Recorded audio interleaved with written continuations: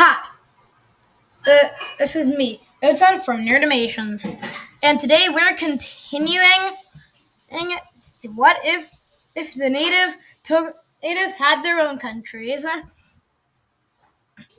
Okay, so now that the Norwegians actually had a foothold in the Americas, they planned and to make profit off of it. Now there's only one issue. The trade that they were getting from the Cree and the Micmacs was nowhere near adequately what they wanted.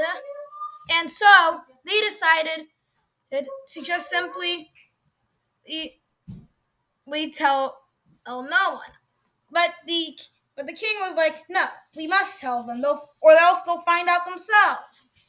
And so in 1481, the Norwegian king and his court let out the secret, but they also added something to the new discovery of Vinland. They said that there was no way besides through Norwegian waters to get to Vinland.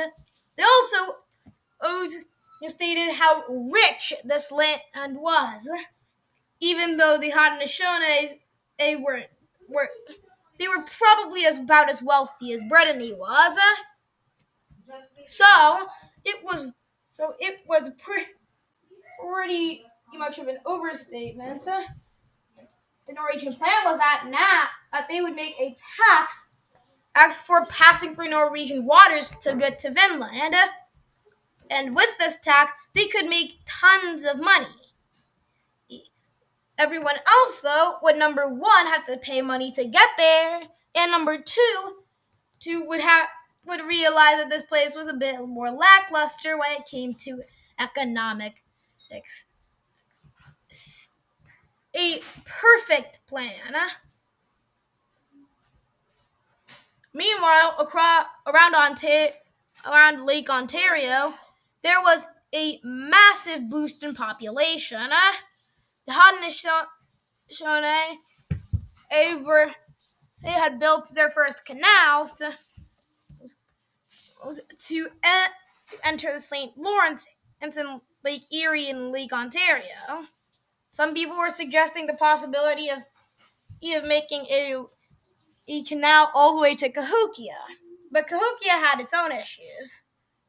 In 1291, when the Cahokian king died, and he left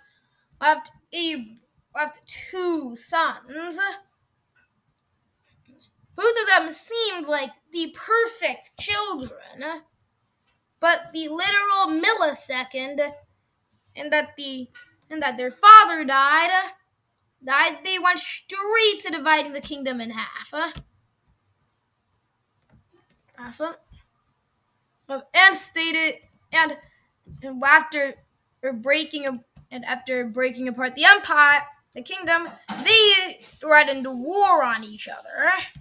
The Haudenosaunee and Cherokee, who made plenty of money off of trade with Cahokia, got worried.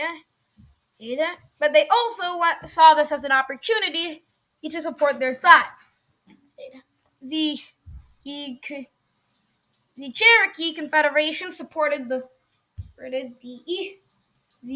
for the western parts of Cahokia, and the Haudenosaunee, especially the Seneca, supported the east.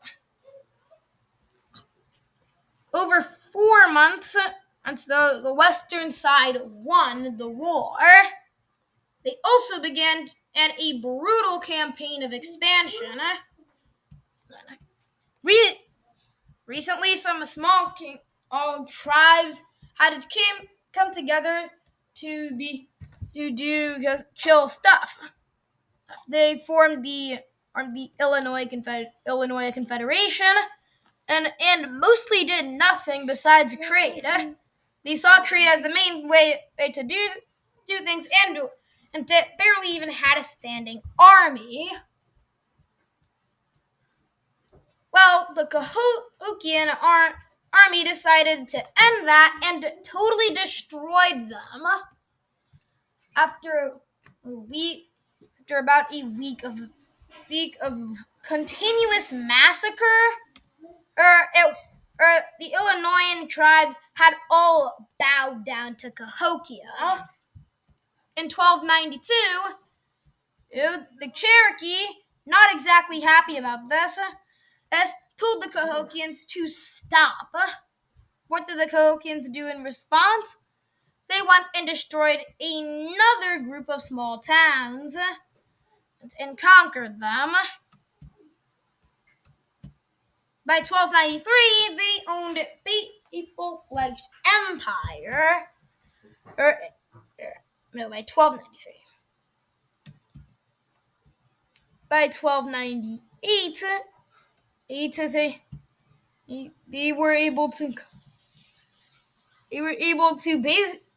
begin trying to pull strings outside of their country. Meanwhile, conditions in cities like Cahokia itself only went down. What also went down was the population, which was continuously attacked and destroyed by massacres and plunderings. Even in homeland Cahokia, by 1300, the Cahokian population fell in half, even though they owned about 10 times the territory. And now, the Ojibwe tribes, the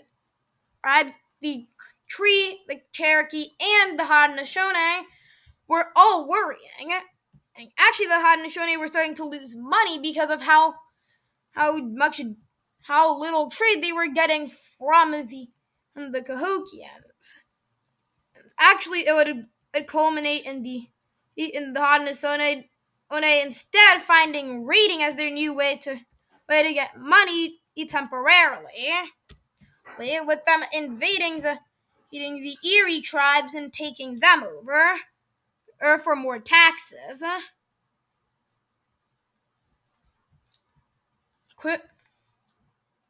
Quickly as the people began and to question it in Cahokia's legitimacy.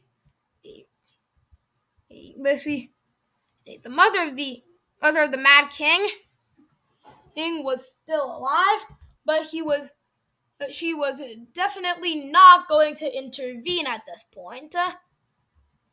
And soon she was even exiled by her own son onto the Seneca. It was at this point that they had snapped. The Ojibwe decided, also recently finally founded their own state. And they were happy to begin a war, or to maybe get themselves on the side of the big empires here. But we'll see them in the next episode. But before we leave, let's see Mesoamerica. I think we haven't done them much justice.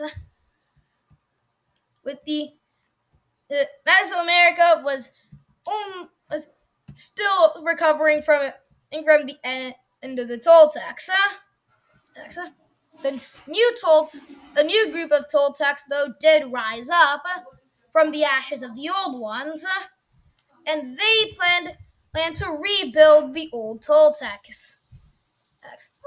The only problem was that they got raided early and almost lost their kingdom, but they were able to survive. Meanwhile, Aztecans were finally able to reach western Mexico, where they began in their own kingdom, and would in just a few years acquire much of Mesoamerica. By 1294, they had beaten in the Toltecs to Tenochtitlan, and now the Toltecs were coming together with the Mayans to possibly go and work to stop the Aztecs.